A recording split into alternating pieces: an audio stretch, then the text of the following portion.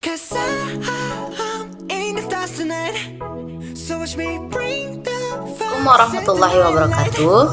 Alhamdulillahirabbil alamin. Wassalatu wassalamu ala asrofil anbiya'i wal mursalin wa ala alihi wa ashabihi rasulillahi ajmain, amma ba'd. Baiklah, pertama-tama marilah kita panjatkan puji serta syukur atas kehadiran Allah Subhanahu wa taala yang mana berkah rahmat serta karunia-Nya lah sehingga kita masih diberi kesehatan sampai saat ini. Baiklah, perkenalkan kami dari kelompok 7 dengan anggota saya sendiri Liza Nafitasari sebagai pemateri pertama dan rekan saya Sari Dianti sebagai pemateri kedua serta Rika Ayu Lestari sebagai pemateri ketiga. Baiklah, di sini kelompok kami akan membahas materi tentang P3K. Nah, P3K ini merupakan singkatan dari pertolongan pertama pada kecelakaan, di mana P3K ini adalah upaya pertolongan dan perawatan sementara terhadap korban kecelakaan sebelum mendapatkan pertolongan yang lebih sempurna dari dokter atau para medik.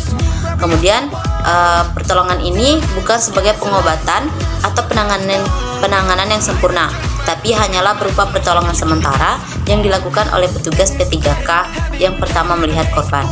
Kemudian pengetahuan tentang P3K dalam meningkatkan scouting skill, yaitu yang pertama ada keterampilan pertolongan pertama pada kecelakaan atau P3K, yaitu merupakan salah satu kegiatan kepramukaan yang memberikan bekal serta didik dalam hal pengalaman. Kemudian yang kedua, keterampilan pertolongan pertama pada kecelakaan, yaitu merupakan seperangkat keterampilan dan pengetahuan kepada yang praktis dalam memberikan bantuan pertama pada orang lain yang sedang mengalami musibah. Kemudian yang ketiga yaitu keterampilan P3K dan pengetahuan praktis tentang kesehatan merupakan alat pendidikan bagi para pramuka sesuai dengan perkembangannya agar mampu menjaga kesehatan dirinya dan keluarga serta lingkungannya dan memiliki kemampuan yang mantap untuk membantu orang lain yang mengalami kecelakaan. Kemudian ada tujuan dari P3K ini atau tujuan dari pertolongan pertama pada kecelakaan ini, yaitu yang pertama mencegah kematian, yang kedua mencegah cacat yang lebih berat, kemudian yang ketiga mencegah infeksi, dan yang terakhir itu mengurangi rasa sakit dan rasa takut. Nah, tindakan P3K yang dilakukan dengan benar akan mengurangi cacat atau penderitaan dan bahkan menyelamatkan korban dari kematian. Tetapi bila tindakan P3K ini dilakukan tidak baik, malah bisa memperburuk akibat kecelakaan bahkan membunuh korban. Itulah materi dari saya. Selanjutnya akan disampaikan oleh rekan saya yaitu Sari Dianti. Kepada Sari Dianti saya persilakan. Baiklah, di sini saya akan melanjutkan materi yang kedua yaitu prinsip P3K, di mana prinsip-prinsip yang harus ditanamkan pada petugas P3K yang pertama yaitu bersikap tenang jika terjadi kecelakaan. Yang kedua, gunakan mata dengan jeli. Yang selanjutnya yaitu periksa keadaan sekitar, cara terjadi kecelakaan, cuaca dan lain sebagainya. Periksa keadaan korban kecelakaan, apakah terjadi pendarahan, patah tulang dan lain sebagainya. Selanjutnya, periksa pernapasan korban. Jika tidak bernapas, maka bersihkanlah jalan nafas lalu berikan bantuan pernapasan. Selanjutnya yaitu periksa nadi atau denyut jantung korban. Jika jantung berhenti, lakukan pijat jantung luar. Kalau ada pendarahan masif, maka hentikan. Selanjutnya yaitu hubungi segera petugas medis atau rumah sakit rujukan. Yang selanjutnya yaitu pertolongan pertama pada kecelakaan untuk pasien yang berhenti bernapas. Caranya, kalau seseorang tiba-tiba nafasnya berhenti, apapun latar belakangnya, harus segera dilakukan nafas buatan dengan cara meniupkan napas ke paru-paru korban. Selanjutnya yaitu bagi korban sengatan listrik, penolong hendaknya berdiri di atas karet, karton, papan atau karpet yang dalam keadaan kering. Selanjutnya, bagi pasien yang menderita pendarahan parah, luka hendaknya ditutup kain kasa kompres yang steril. Selanjutnya, kain kasa kompres tersebut ditekan kuat-kuat dengan tangan sampai pendarahan berhenti. Selanjutnya yaitu pertolongan pertama, mengurangi shock. Yang pertama, menghentikan pendarahan, meniadakan hambatan-hambatan pada saluran nafas. Selanjutnya, memberi nafas buatan. dan menyelimuti dan meletakkan penderita pada posisi yang paling menyenangkan, paling nyaman maksudnya. Selanjutnya yaitu patah tulang. Yang pertama, fraktur tulang pada paha bagian atas. Sebelum memasang bidai, usahakan meluruskan tulang seanatomis mungkin. Yang kedua, pasang bidai luar dari tumit hingga pinggang. Pasang bidai dalam tumit hingga selangkangan. Ikat dengan pembalut dasi lipatan 2 kali di atas dan di bawah bagian yang patah.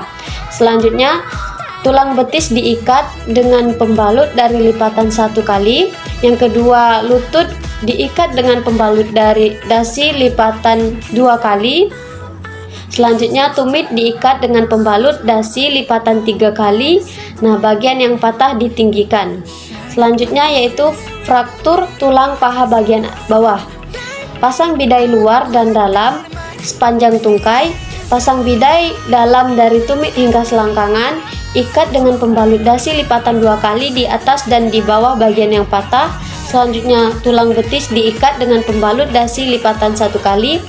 Kedua lutut diikat dengan pembalut dasi lipatan 2 kali. Tumit diikat dengan pembalut dasi lipatan 3 kali. Selanjutnya, bagian yang patah ditinggikan. Baiklah, itulah saja materi dari saya. Selanjutnya akan dilanjutkan oleh rekan saya. Baiklah, di sini saya akan melanjutkan pemateri yang ketiga atau pemateri yang terakhir. Isi kotak P3K beserta obat-obatan. Terdapat 5 isi kotak P3K beserta obat-obatan.